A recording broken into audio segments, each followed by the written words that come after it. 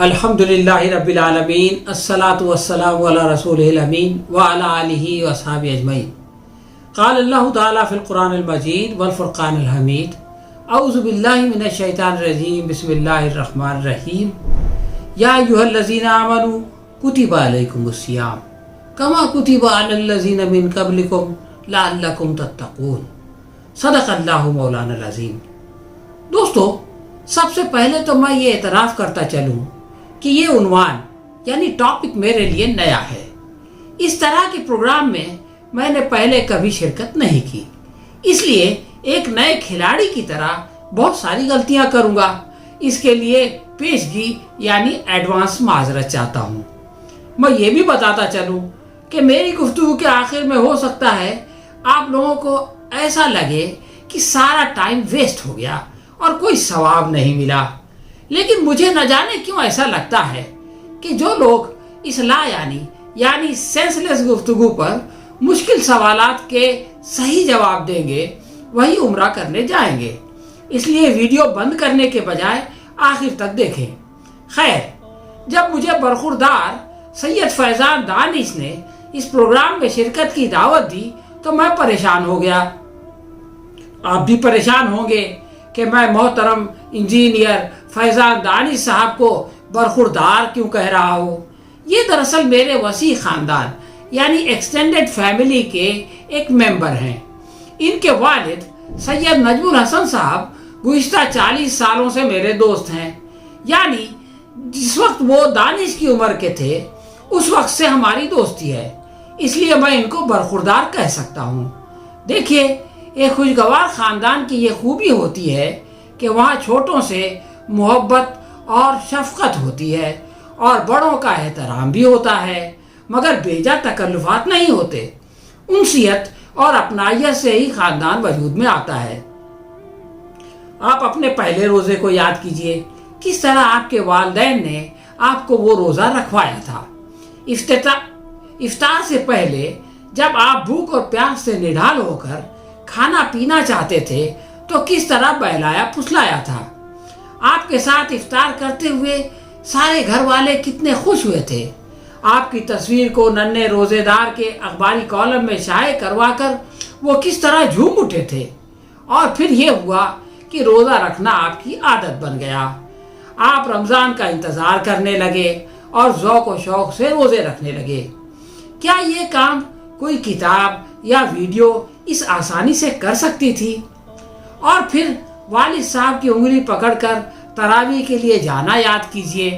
اپنی امی کو تراویح کے درمیان پریشان کر کے گھر چلنے کی ضد کرنا اور ان کا سمجھانا بجھانا اور روکنا، اس کو بھی یاد کیجئے۔ ذرا سوچئے کہ اس طرح انجانے میں تراویح کے اندر قرآن حکیم کو سننے کا کیسا شوق پیدا ہو گیا۔ اپنے بھیا اور آپا کو قرآن پاک کی تلاوت کرتے دیکھ کر ان کی نقل کرتے کرتے کس طرح آپ قرآن پڑھنے والے بن گئے۔ آپ غور کریں تو آج ہم لوگ جس طرح روزوں کا اہتمام کرتے ہیں، اس میں ہمارے خاندان والوں نے کیا کیا نہیں کیا۔ ویسے تو کوئی مفتی صاحب یہ بھی کہہ سکتے ہیں کہ رمضان سے خاندان کا کوئی خاص تعلق نہیں ہے، خاندان کے بغیر بھی انسان روزہ رکھ سکتا ہے، تلاوت کر سکتا ہے، تسبیح و تہلیل اور تراویح و تہجد کا اہتمام کر سکتا ہے۔ یہ بات بالکل صحیح ہے۔ کچھ لوگ یہ بھی سوچتے ہوں گے کہ اور زیادہ کر سکتا ہے، لیکن کیا یہی کافی ہے؟ دیکھیے، میں کچھ ایگزامپلز دے کے، کچھ مثالوں کے ذریعے آپ سے بات کروں گا۔ جیسے صابن کا بنیادی مقصد جسم کو صاف کرنا ہے، لیکن اگر وہ خوش رنگ نہ ہو، وہ اچھا نہ نظر آتا ہو، اس کے اندر خوشبو نہ ہو، وہ ملائم ہونے کے بجائے پتھر کے مانند سخت ہو، تو کیا کوئی اس کو استعمال کرنا پسند کرے گا؟ کالا کلوٹا، بھدا اور بے خوشبو صابن اگر مفت میں بھی ملے تو ہم اس سے گریز کریں گے۔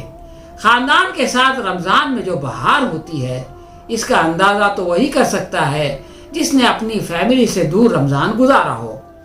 خاندان میں سب سے اہم خواتین ہوتی ہیں جو سحری سے پہلے اٹھ کر ساری تیاری کر دیتی ہیں۔ ہم لوگ دسترخوان پر بیٹھ کر پکوان میں عیب نکالتے ہیں، दोपहर में जब हम कैलूला फरमाते हैं तो रोजेदार माँ अपने नन्हे मुन्ने बच्चों को खाना खिलाती है। इफ्तार की तैयारी में औरतें अपना खून पसीना एक कर देती हैं और तरावी से पहले और बाद में हमारी मुख्तलिफ ज़रूरियात का ख्याल रखती हैं। ये सब काम जब खुद करना पड़े तो दाल आटे का भाव में पता चल जाता है और ख़ानदान की अहमियत का भी एहसास हो जाता है। मैं जब खलीज यानी गल्फ़ में था तो जो लोग कभी भी मेरी दावत नहीं करते थे वो भी इफ्तार के लिए बुला लिया करते थे, इसलिए भी कि इफ्तार कराने का सवाब मिलता है और इस ख्याल से भी कि बेचारा अपनी फैमिली को मिस कर रहा होगा। यकीनन जैसा कि रसूल अकरम सल्लल्लाहु अलैहि वसल्लम ने फरमाया, रमज़ान हमदर्दी और गमखारी का महीना है और इस हमदर्दी के मुस्तहिक न सिर्फ मिस्कीन लोग हैं बल्कि वो लोग भी हैं जो अपने ख़ानदान से दूर रमज़ान का महीना गुजारने पर मजबूर होते हैं। बात तवील हो रही है, इसलिए रमज़ान और ख़ानदान के ताल्लुक़ से एक आखिरी मिसाल देता चलूँ, लेकिन इससे कबल एक व्हाट्सएप का मैसेज याद आ गया। एक साहब ने लिखा, अल्लाह ताला ने रोज़ा फ़र्ज किया है, रूह अफ़ज़ा नहीं। ये देखकर पहले तो हंसी आई, फिर ख्याल आया कि रूह अफ़ज़ा भी तो अल्लाह की नेमतों में से एक है, इसलिए इसे इफ्तार में शामिल करने से अगर लज्जत बढ़ जाती है तो इसमें हर्ज क्या है। ये फ़र्ज न सही मुस्तहब तो है ही। ख़ानदान और रमज़ान का वही ताल्लुक़ है जो रोज़े और रूह अफ़ज़ा का है कि इसके बग़ैर यानी रूह अफ़ज़ा के बग़ैर इफ्तार तो हो जाती है लेकिन मज़ा नहीं आता। इस्लाम इससे रोकता नहीं है बल्कि इसके लिए मोटिवेट करता है, इसकी रग़बत दिलाता है। अब आइए उस आखिरी मिसाल की जानिब कि रमज़ान और ख़ानदान के दरमियान क्या ताल्लुक़ है। तो दोस्तों, जब मैं इस पर गौर करता हूँ तो मुझको बिरादर सैयद नजमुल हसन और उनकी सदाबहार मुस्कुराहट याद आ जाती है। आज से यानी इस गुफ्तगू को सुनने के बाद अगर नजमुल हसन साहब मुस्कुराना बंद कर दें तो ना उनका कोई नुकसान होगा न दूसरों का कोई खसारा होगा, लेकिन ये कायनात एक निहायत खूबसूरत और बेशकीमत शय से महरूम हो जाएगी। एक ऐसी चीज़ जो उनको भी खुश रखती है और उनसे मिलने वालों को भी खुश कर देती है। दीन इस्लाम से खुशी का बहुत गहरा ताल्लुक़ है। जो लोग इसको नहीं जानते वो इस दीन की रूह से नाबलद हैं। एक हदीस कुदसी में नबी अकरम सल्लल्लाहु अलैहि वसल्लम ने इरशाद फरमाया, रोज़ेदार के लिए दो खुशियाँ हैं। एक उसे उस वक्त हासिल होती है जब वो रोज़ा खोलता है। यकीन जानिए, इंसान अगर अकेले रोज़ा खोले तब भी उसे बहुत खुशी होती है, लेकिन जब वो अपनी फैमिली के दरमियान रोज़ा इफ्तार करता है तो उसकी खुशी कई गुना बढ़ जाती है, इसलिए कि इंसान खुशी के मौके पर उन लोगों के साथ रहना चाहता है जिनसे वो मोहब्बत करता है और उनमें सबसे आगे ख़ानदान के लोग होते हैं। लेकिन इस हदीस में एक और खुशी का जिक्र है। आका नामदार मोहम्मद सल्लल्लाहु अलैहि वसल्लम ने आगे फरमाया, और दूसरी खुशी उस वक्त हासिल होगी जब वो यानी रोज़ेदार अपने रब से मिलेगा। जी हाँ, रोज़ेदार जब अपने रब से मुलाकात करेगा तो उसको दूसरी और दायमी यानी हमेशा की खुशी हासिल होगी। जो लोग अल्लाह तबारक ताला से बहुत ज़्यादा बल्कि सबसे ज़्यादा मोहब्बत करते हैं उनके दिल में अपने खालिक व मालिक से मिलने की शदीद ख्वाहिश होती है, और जब ये तमन्ना पूरी होगी तो वो खुश हो जाएंगे। रोज़ेदारों से अल्लाह ताला ने इसका वादा किया है जो यकीनन पूरा होगा, लेकिन इसके लिए अल्लाह की मोहब्बत शर्त है, और यही रोज़े का मकसद यानी तकवा है। तकवा के मानी सिर्फ डरना नहीं बल्कि अल्लाह से मोहब्बत करना भी है।